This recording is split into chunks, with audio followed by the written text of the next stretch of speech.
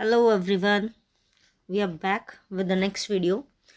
Respiration. तो life process का second topic अपना आता है रेस्पिरेशन का। क्लास 10 के लिए आपका एग्ज़ाम बिल्कुल क्लोज है, तो वेरी शॉर्ट में आपके लिए लेके आई हूँ, ज़्यादा टाइम स्पेंड नहीं होगा आपका। इन ए क्विक वे आप पूरा चैप्टर जो है टॉपिक कवर अप कर लोगे बहुत ईजिली। तो हम लोग देखते हैं अपना जो टॉपिक है मेन कौन सा है, वो रेस्पिरेशन। रेस्पिरेशन और ब्रीदिंग, इन दोनों प्रोसेस के अंदर कई बार स्टूडेंट को बड़ा कंफ्यूजन होता है कि ब्रीदिंग और रेस्पिरेशन दोनों सिमिलर है, but they are different. Breathing में होता है simple intake of gases and release of gases. हमने गैस इनटेक कौन सी करी, ऑक्सीजन, और हमने रिलीज कौन सी करवा दी भाई, कार्बन डाइऑक्साइड। ठीक है, अब ये जो गैस हमने इनटेक करी है ऑक्सीजन, इस ऑक्सीजन का यूज करके हमारी बॉडी के अंदर प्रोसेस चलेगा ब्रेकडाउन का। उस ब्रेकडाउन के प्रोसेस में कौन सी गैस रिलीज होगी, carbon dioxide.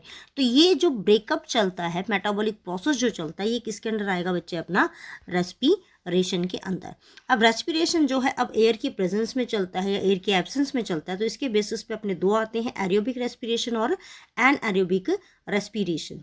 Aerobic in the presence of air, या हम लोग बोल सकते हैं in the presence of oxygen चलेगा, और एनएरोबिक जो है वो किसके एब्सेंस में चलेगा, in the absence of oxygen.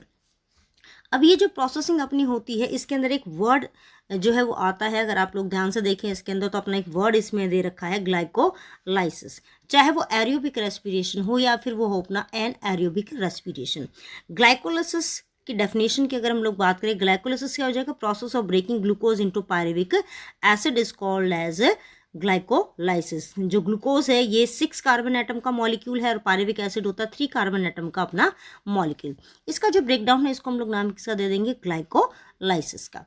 Now the next step कि जब एरोबिक रेस्पिरेशन होती है तो इसके अंदर ग्लूकोज कन्वर्ट होता है पायरुविक एसिड के अंदर, और पायरुविक एसिड जो है फिर ये ब्रेक डाउन होता है किसके अंदर, carbon dioxide, water molecule and large amount of energy, जिसको हम लोग किसका नाम देते हैं, एटीपी। अगर आपका आ जाता है क्वेश्चन की what do you mean by energy currency, तो एनर्जी करेंसी क्या होती है हमारी बॉडी के अंदर, ये होती है भाई एटीपी।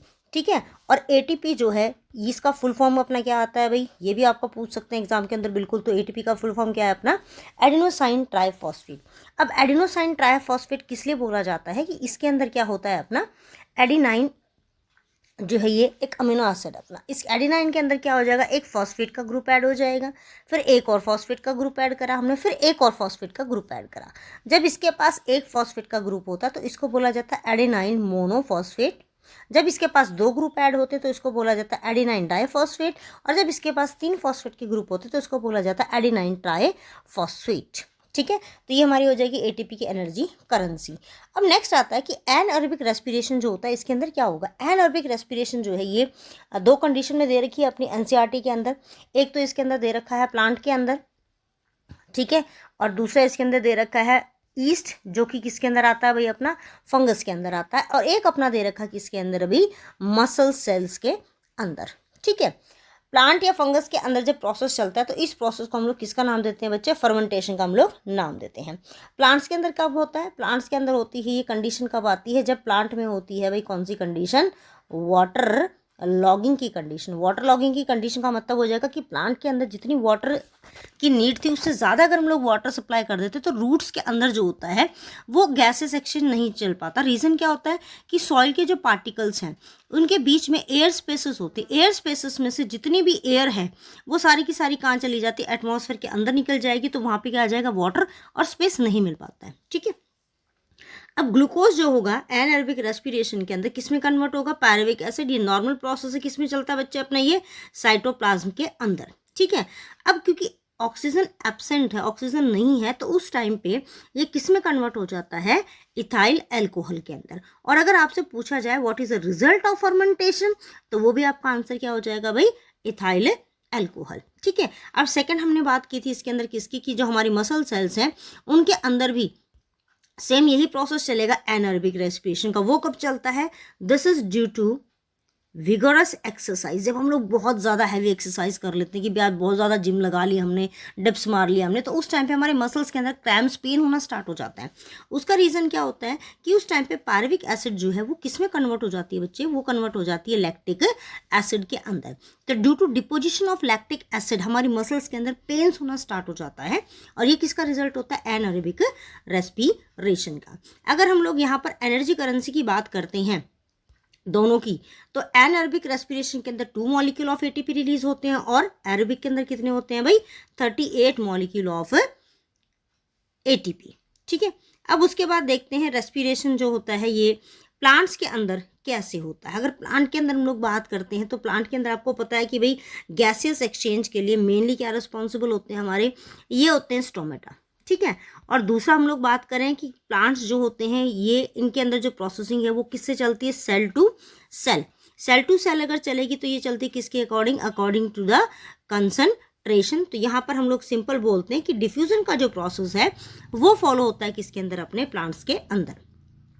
रेस्पिरेशन प्लांट्स की अगर हम, एनिमल्स की अगर हम लोग बात करते हैं तो एनिमल्स के अंदर अलग अलग ऑर्गन्स जो होते हैं वो प्रेजेंट होते हैं। अब इन ऑर्गन्स के यूनिक फीचर क्या होने चाहिए कि भाई क्यों है ये ऑर्गन, हमने क्यों बोला कि रेस्पिरेटरी ऑर्गन है। एक तो वहाँ पर जो है ह्यूज सप्लाई होनी चाहिए किसकी, हमारी ब्लड वेसल्स की। ठीक है, ब्लड वेसल्स की सप्लाई होनी चाहिए, या हम लोग बोल सकते हैं कि जो ब्लड वेसल्स हैं बेसिकली उनका काम क्या हो जाएगा कि वो गैसेस को जो है एक्सचेंज कराने हेल्प करेंगी, ऑक्सीजन को ऐड करवाएंगी, कार्बन डाइऑक्साइड को रिलीज करवा देंगी। दूसरा जो सरफेस होनी चाहिए वो सरफेस कैसी होनी चाहिए, that should be very thin. अगर वो थिन नहीं होगी तो गैसेस का एक्सचेंज नहीं होगा, क्योंकि गैसेस एक्सचेंज हमेशा कौन सा लॉ को फॉलो करती हैं, लॉ ऑफ डिफ्यूजन को फॉलो करती हैं। ठीक है, दूसरा उसका जो सरफेस एरिया होना चाहिए वो वाइड होना चाहिए, जितनी ज़्यादा गैस हो सकती है वो एक्सचेंज करें, क्योंकि जितनी ज़्यादा ऑक्सीजन मिलेगी बॉडी को वर्क करने के लिए उतनी ज़्यादा बॉडी की जो वर्किंग एफिशिएंसी वो क्या हो जाएगी भाई, इंक्रीज हो जाएगी। ठीक है, अब कुछ ऑर्गेनिजम्स का देख लेते हैं। जो गिल्स हैं, जो फिशेस हैं, इनके अंदर जो रेस्पिरेटरी ऑर्गन कौन सा होता है, इनका गिल्स होता है। ठीक है, फ्रॉग के अंदर क्या होता है, स्किन होता है। स्किन कब होता है, जब वो कहाँ पर रहता है, इनसाइड द वाटर। ठीक है, वाटर में है तो स्किन है, अगर वो आ जाता है कहाँ पर, अपना लैंड एरिया के अंदर, तो वहाँ पर हम लोग बोल देते हैं इसके अंदर हो जाते हैं लंग्स, जिनको नाम दिया जाता है बुक लंग्स। ठीक है, उससे रेस्पायर करेगा। उसके बाद ह्यूमन बींग के अंदर अगर हम लोग बात करते हैं तो ह्यूमन बींग के अंदर क्या होते हैं भाई, अपने लंग्स प्रेजेंट होते हैं। और कॉकरोच के अंदर क्या होते हैं, इसके अंदर होते हैं एयर ट्यूब्स। ठीक है, एयर ट्यूब्स, जिनको हम लोग किसका नाम देते हैं, ट्रैकिया का, ये होते हैं कॉकरोच के अंदर या मोस्टली आपके इंसेक्ट के अंदर जो है ये प्रेजेंट होती हैं। अब बात आती है मेन ह्यूमन बींग की, कि ह्यूमन बींग का अगर आपको दे दिया है what is the track of respiration, respiration का ट्रैक क्या है, तो ट्रैक कहाँ से स्टार्ट होगा भाई, नोस्ट्रिल। नोस्ट्रिल के बाद नेजल कैविटी। ठीक है, नेजल कैविटी के बाद जाते हैं अपने फेरिंक्स के पास, और फेरिंक्स जो होता है ये कंटिन्यू करता है किसमें, हमारे लैरिंक्स के अंदर। लैरिंक्स जिसको हम लोग किसका नाम देते हैं भाई, वॉइस बॉक्स का। उसके बाद नेक्स्ट आता है ट्रैकिया।